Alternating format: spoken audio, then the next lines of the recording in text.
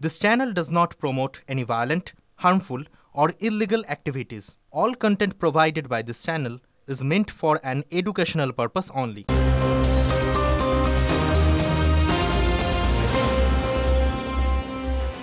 নমস্কার, দেখছেন TV9 বাংলা। আপনাদের সঙ্গে রয়েছি আমি তন্নিষ্ঠা।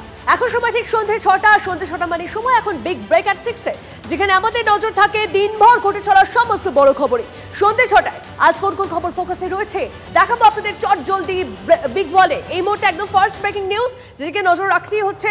2 বছর পর জামিন পেলেন অনুব্রত মণ্ডল, এই মুহূর্তের সবথেকে বড় খবর। আপনাদেরকে জানিয়ে রাখি, গরু পাচার মামলায় দিল্লির রাউজ অ্যাভিনিউ কোর্টে জামিন তার। আসবো এই খবরের ডিটেইলস আপডেট দেব। পাশাপাশি মাসকট স্পিন কন্ট্রোল ল্যাবের পরীক্ষায় এটি প্রমাণিত। কেয়াসেট আলোপেক্স পেন্টা অ্যাক্টিভ নতুন চুল গজাতে সাহায্য করে, চুল পড়া বন্ধ করে। Keya Seth Alopex penta active 10 hair fall প্রবলেমের একমাত্র সলিউশন। সেকেন্ড ব্রেকিং নিউজ, সেদিকেও নজর রাখা যাক। ডিভিসির সঙ্গে সম্পর্ক ছিন্ন করার হুঁশিয়ারি রাজ্যের। এই খবরে আমাদের নজর রাখতেই হচ্ছে, কারণ প্রধানমন্ত্রীকে চিঠি মুখ্যমন্ত্রী মমতা বন্দ্যোপাধ্যায়ের অন্যতম বড় খবর। অবশ্যই নজর রাখবো এই খবরেও। এর পাশাপাশি থার্ড ব্রেকিং নিউজ, সেদিকেও নজর রাখা যাক। শ্বাসের পর শিক্ষাক্ষেত্রেও থ্রেড কালচার। যোগেশ চন্দ্র কলেজে বহিরাগত টিএমসিপি নেতার দাদাগিরি। কি হয়েছে জানাবো আপনাদের। এর পাশাপাশি ফোর্থ ব্রেকিং নিউজ, এই মুহূর্তের সেদিকেও নজর রাখা যাক। তিলোত্তমা ধর্ষণ খুন মামলায় সত্যের খোঁজে সিবিআই। আপনাদেরকে জানিয়ে রাখি, ধৃত টালা থানার প্রাক্তন ওসির পলিগ্রাফ করাতে চায় সিবিআই। তথ্য দেবো আপনাদেরকে একের পর এক।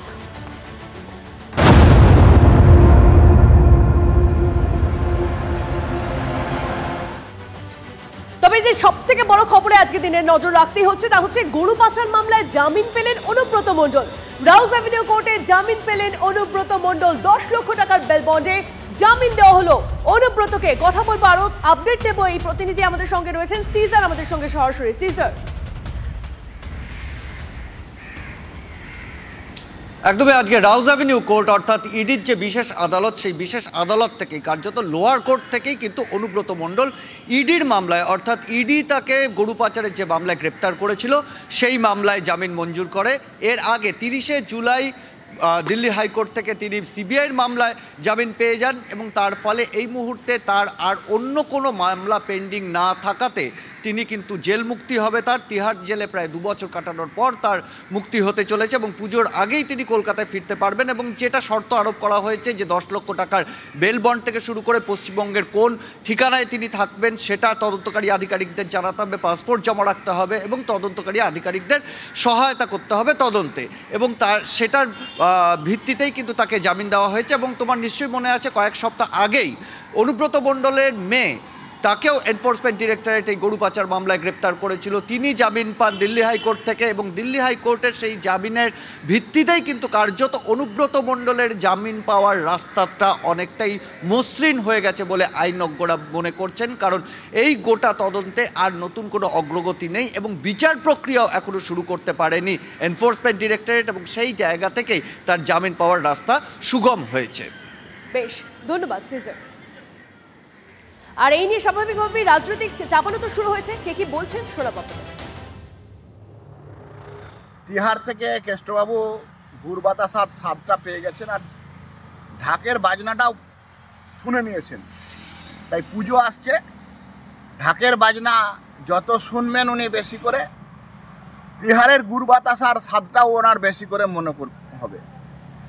আমরা বীরভূমের মানুষ, আইনের প্রতি আস্থাশীল মানুষ, বিচার ব্যবস্থার প্রতি ভরসাশীল মানুষ।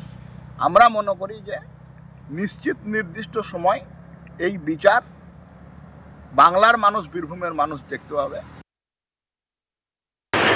প্রথম থেকে বলেছি, যাহা বাহান্ন তা তো স্বর্ণবলত বাংলাবাদে, যাহা নগণ্য তাই সম্পন্ন। এখন দেখতে হবে এরকম অনেকেই আছে জেল থেকে ঘুরেছে, বিজেপি হবে না তৃণমূলে থাকবে, রাজনৈতিক উদ্দেশ্য প্রণোদিতভাবে বীরভূম দখল করার জন্য, তৃণমূলকে মেলাইন করার জন্য এই ধরনের নানা বিষয় ছিল। সেখানে অনুব্রত মণ্ডলকে একটা প্রতিহিংসা পরায়ণভাবে সিবিআই গ্রেপ্তার করেছিল। তার কন্যাকে পর্যন্ত নিয়ে গিয়ে তিহারে রাখা হয়েছিল, পশ্চিমবঙ্গেও রাখা হয়নি, তিহারে রাখা হয়েছিল। তো ফলে আজকে যখন তাদের আইনজীবীরা, অনুব্রত মণ্ডলের আইনজীবীরা জামিনের আবেদন করেছেন, আদালতের কাছে জামিনের সেটা মান্যতা পেয়েছে।